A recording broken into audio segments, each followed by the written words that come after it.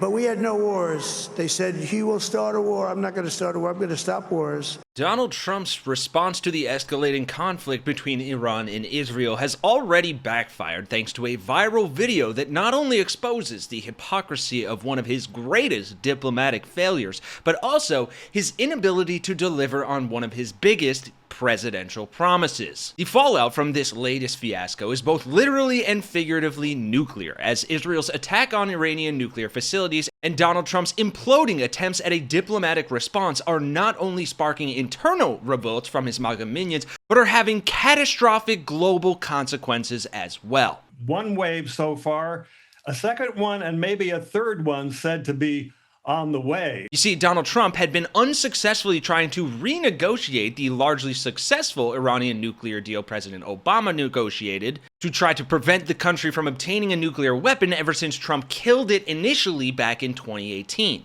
The dumbest deal that you can imagine. It's the worst document I've ever seen. If that deal doesn't conform, there's going to be big problems for them. It's a deal that the United States and the international community made with Iran in 2015.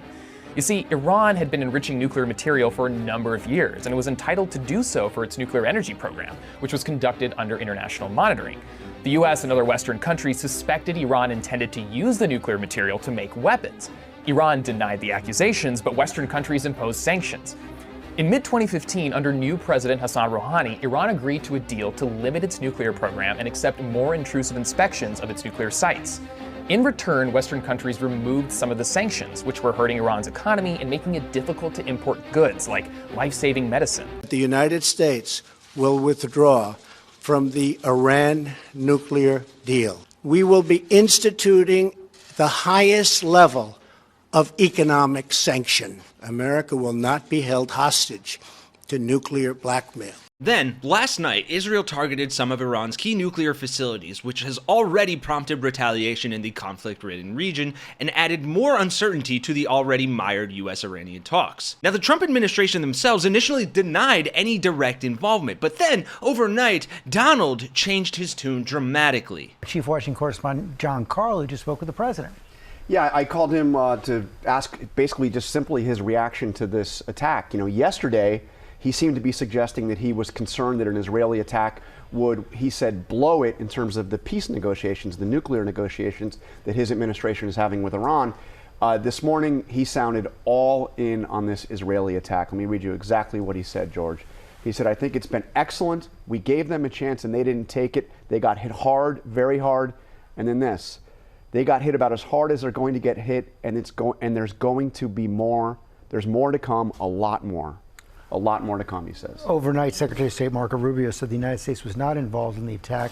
It's not what the president said. Yeah, I asked him directly that, and I wanted to get at the question of going forward, would we be involved? But I started by asking him, did we have any involvement at all in this attack?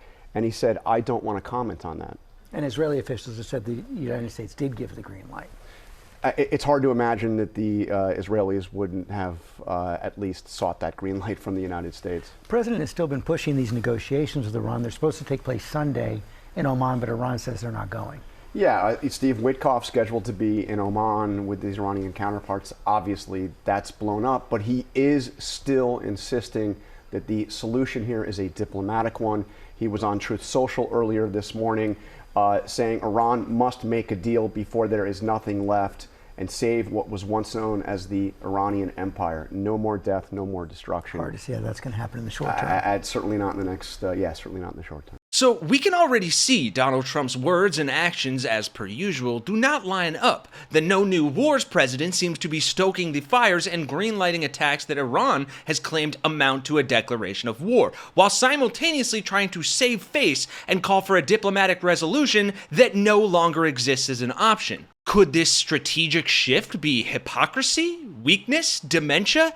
Well, as we'll soon see, it's likely all three. Because as we all know, and Donald Trump seems to struggle to remember, the internet is forever. The first viral clip that Trump was bombarded with today was this one from the campaign trail in October of 2024, where he blamed, of course, then-President Joe Biden. Here a short time ago, Iran launched 181 ballistic missiles at Israel, and I've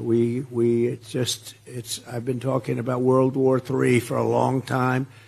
And I don't want to make predictions because the predictions always come true. We're not going to make, but they are very close to global catastrophe. We have a non-existent president and a non-existent vice president. But then, the internet dug up something even more damning. A mere 10-second clip from back in 2017 that is absolutely humiliating Trump and making the whole situation so much worse. Our president will start a war with Iran because he has absolutely no ability to negotiate. He's weak and he's ineffective. Yeah, that of course is Donald Trump talking about then President Barack Obama. And the fallout, as I've said, has been nuclear. First from the commenters here, but as we'll see shortly, from his own MAGA cultists as well. Mr. Dealmaker has failed us again as usual. He can't fix any deal. He's a total loser. Accidental foreshadowing ?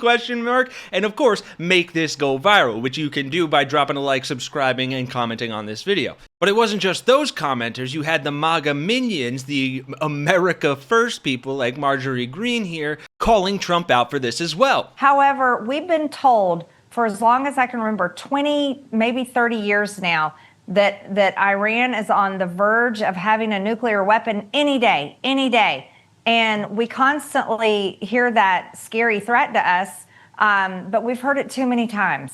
And Americans are just fatigued and they're sick of it. And this has rocked Trump like an Israeli airstrike, as MAGA minions are warning Trump of a massive schism over the strikes on Iran. One MAGA podcaster wrote, "A direct strike on Iran right now would disastrously split the Trump coalition. Trump smartly ran against starting new wars. This is what the swing states voted for. The midterms are not far, and Congress's majority is already razor thin. America first." Charlie Kirk, the MAGA activist and white supremacist cuckboy with close ties to the White House, warned that no issue currently divides the right as much as foreign policy, adding, "I'm very concerned based on everything I've seen in the grassroots the last few months that this will cause a massive schism in MAGA and potentially disrupt our momentum and our insanely successful presidency." And Molly Hemingway, editor-in-chief of The Federalist, said Trump knows in his gut that this would be a strategic policy mistake and that if the White House proceeds, which it already has, it would be seen as an unforgivable betrayal.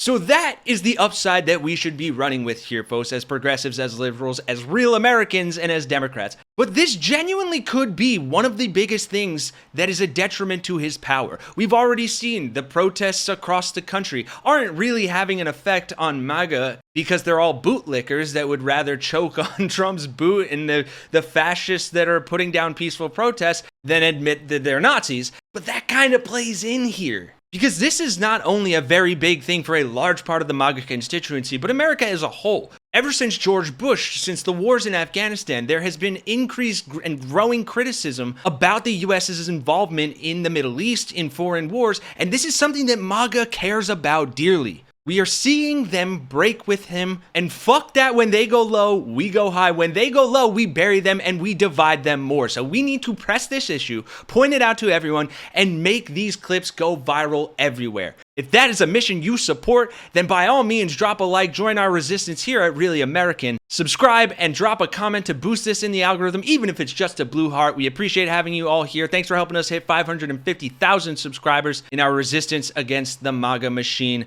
I am Kenny Hesse for Really American, and I will see you all in the next one.